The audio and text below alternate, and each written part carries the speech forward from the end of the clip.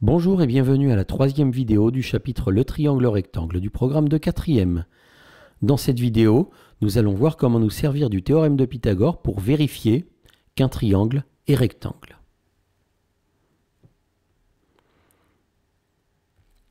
Donc voilà, je vous demande de faire les étapes suivantes. De construire un triangle UVZ qui a les trois côtés que je vous donne, 3 cm, 4 cm et 5 cm. Voilà, donc vous le construisez précisément en vous servant de la règle et du compas et vous mesurez les trois angles de ce triangle au rapporteur ensuite et vous allez voir que ce triangle semble rectangle et on va se poser la question, est-ce qu'il semble juste rectangle ou est-ce qu'il est vraiment rectangle? Mettez la pause et faites-le. Bien, alors voici le dessin que j'ai obtenu. Et donc voilà, je constate que l'angle UZV vaut à peu près 37 degrés, que l'angle UVZ vaut à peu près 53 degrés et que l'angle ZUV vaut à peu près 90 degrés. Donc ce triangle semble être rectangle en U. Maintenant, il y a une différence entre sembler, parce que ça a l'air d'être comme ça sur le dessin, et être vraiment rectangle.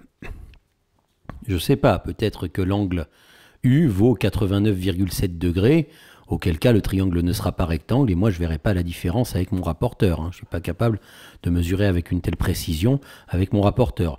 Donc je ne peux pas être sûr sur un dessin que ce triangle est vraiment rectangle. La seule chose qui va me donner la certitude que le triangle est rectangle, c'est un calcul, c'est un raisonnement mathématique sur les longueurs de ses côtés. Et qu'est-ce que je sais sur les longueurs de ses côtés? Sur les longueurs des côtés d'un triangle rectangle, la seule chose que je sais, c'est le théorème de Pythagore. Donc je vais me dire, si jamais le triangle est rectangle, forcément le théorème de Pythagore, l'égalité de Pythagore, va être vraie dans ce triangle. Donc on va vérifier si l'égalité de Pythagore est vraie dans ce triangle.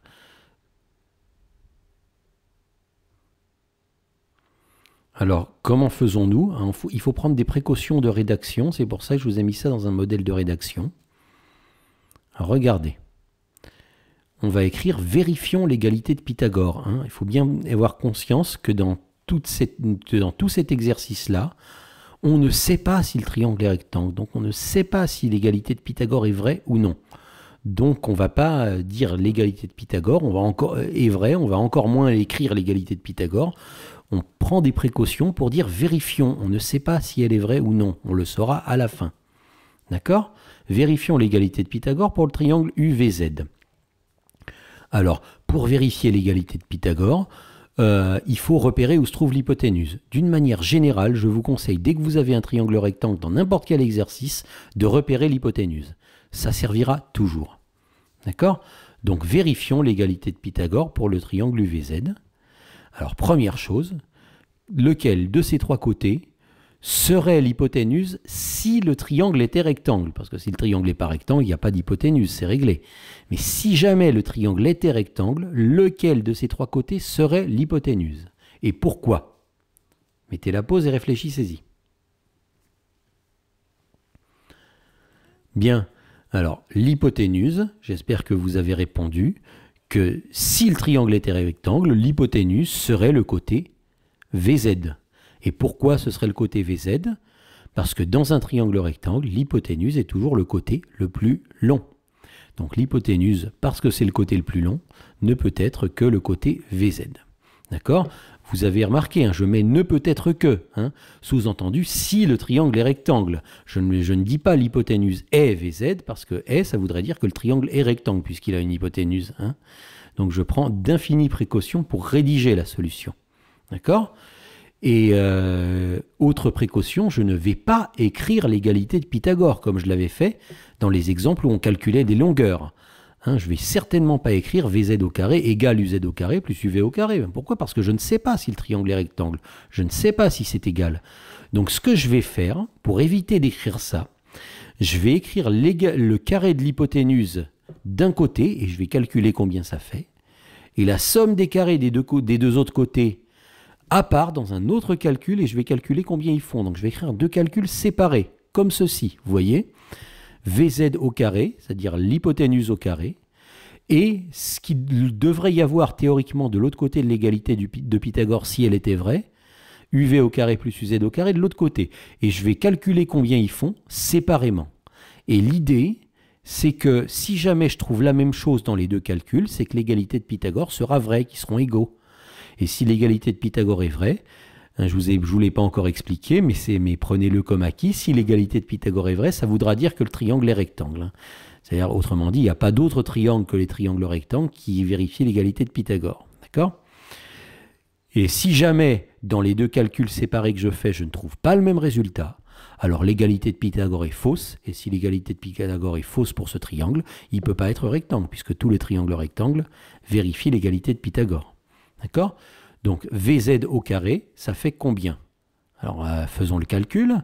VZ, c'est 5. Donc VZ au carré, c'est 5 au carré. Et 5 au carré, c'est 5 fois 5, je sais calculer ça. VZ au carré, c'est 25.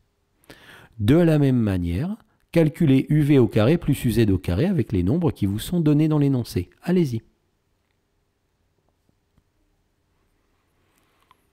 Et donc, UV, c'est 3 cm.